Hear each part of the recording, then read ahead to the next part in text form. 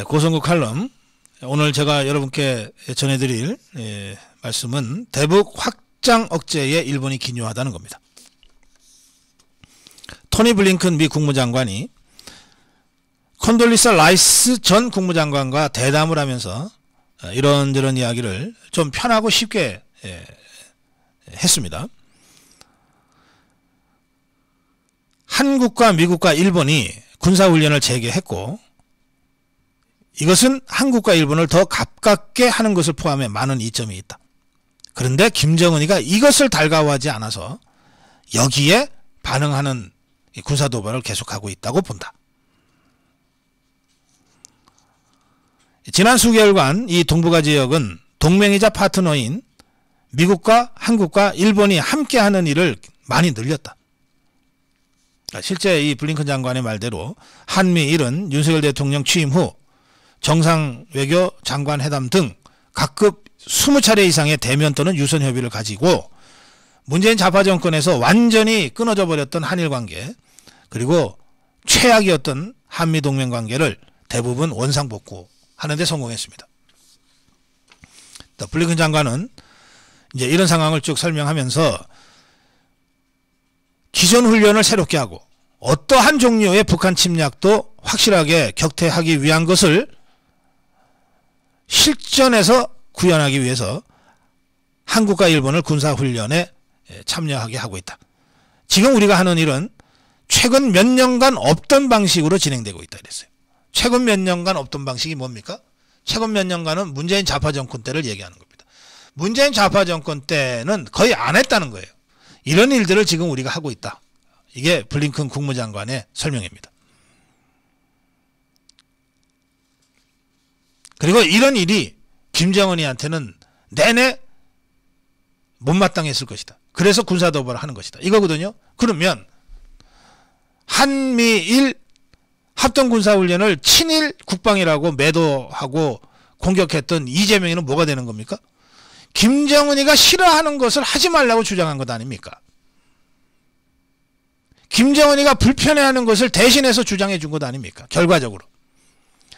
이재명의 의도가 무엇이었든 결과적으로 친일 국방이라고 한미일 군사훈련을 공격한 것은 김정은이의 이해관계에 부합하는 행동이었다는 겁니다. 그것을 블링컨 국무장관이 지적한 거예요. 예, 블링컨 장관의 발언과 동시에 같이 살펴볼 발언은 필립 골드버그 주한 미 대사의 발언입니다. 예, 골드버그 대사는 한미, 미일 동맹관계가 지금 이 두 나라가 두 개의 동맹이 있습니다. 미국이 일본과 동맹이 있고 미국이 한국과 동맹이 있습니다.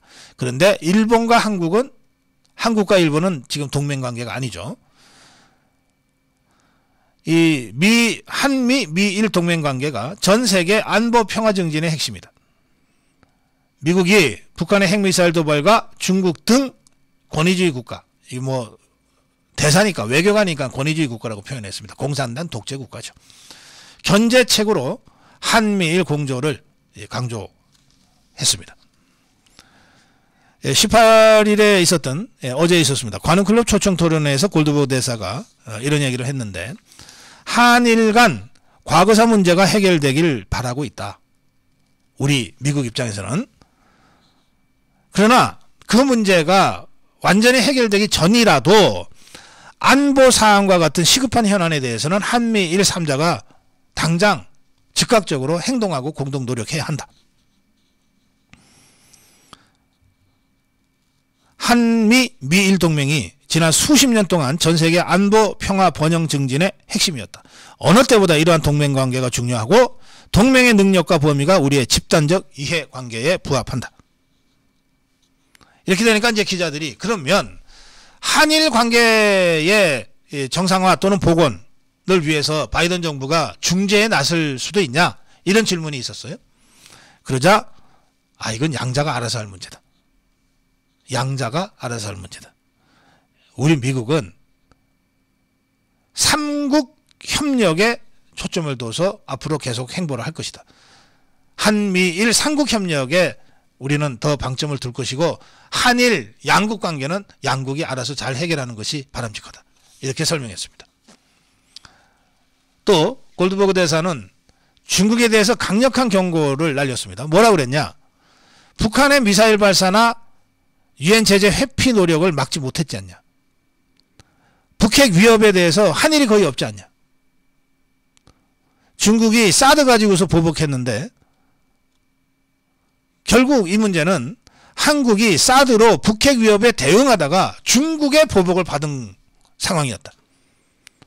그러면서 매우 중요한 발언을 합니다. 지정학과 경제를 분리할 수 있다면 좋겠지만 세상은 그렇게 돌아가지 않는다. 지정학과 경제를 애써 분리해서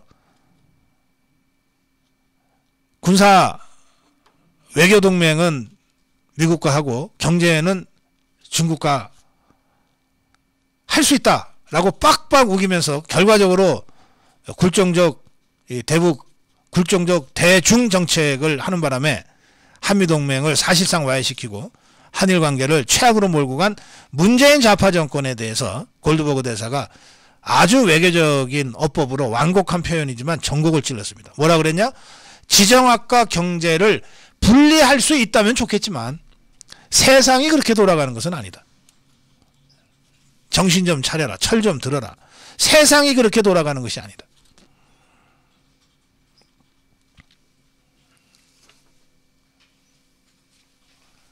미국의 이 외교관 또는 이 고위 관료 중에서 문재인 정권에 대해서 가장 강력하고 신랄한 비판이 저는 골드버그 대사로부터 나온 것이다. 이렇게 해석합니다. 오늘 고성호 칼럼 결론은 그렇습니다. 북한의 핵 도발과 군사 도발을 확장 억제하는 것의 기본 축은 한미 동맹이지만 그 확장 억제를 더 강력하고 효과적으로 하기 위한 한미일 삼각동맹 체제는 어떤 형태로든 신속하게 구축돼야 되고, 그런 의미에서 대북 확장 억제에 일본은 매우 기묘한 국가다.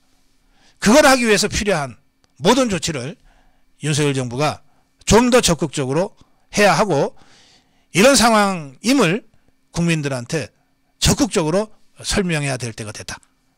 그 말씀을 제가 오늘 고성국 칼럼 결론으로 제시합니다.